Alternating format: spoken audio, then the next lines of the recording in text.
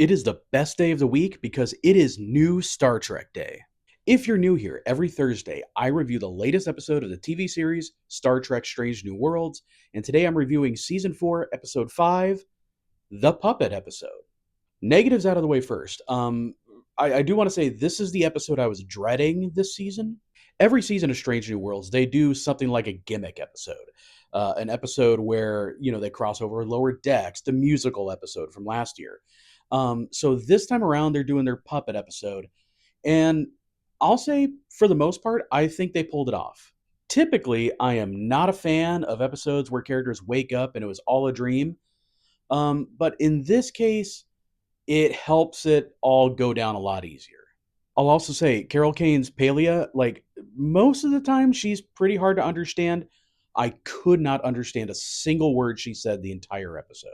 I will say how they get into this episode, get into the puppet shenanigans. They did it a lot better than I thought they were going to be able to do. I like that it was tied to Scotty, a transporter experiment that he was running. So how we got into the episode was fine.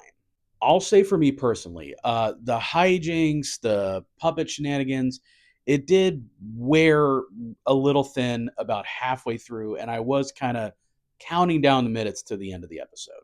There were some important things that happened in this episode. Lon and Spock, their relationship seems to be over now, kind of amicably, and I think that's ultimately for the best. But in terms of the episode itself, I could see a lot of people enjoying this a lot more than I did. I definitely think if you're going to do a puppet episode of Star Trek, this is probably the best version of that.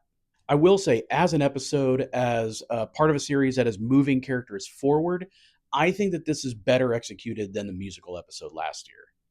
That being said, there wasn't really a whole lot for me to chew on this episode. I think it's okay. I think it's a fine episode. I was expecting maybe a crash and burn, and we didn't get that at all. But maybe since we have so few episodes of Strange New Worlds left, maybe we can be done with gimmick episodes. All in all, I'm going to give it a 6.5 out of 10. It's not bad, and I think this episode will work for a lot of people. Just for me, I was kind of like, okay, I'm ready to move on, and I felt that way halfway through the episode. I'm still, overall, I think this season has been a big improvement over last year. But let me know in the comments, what do you guys think of this episode?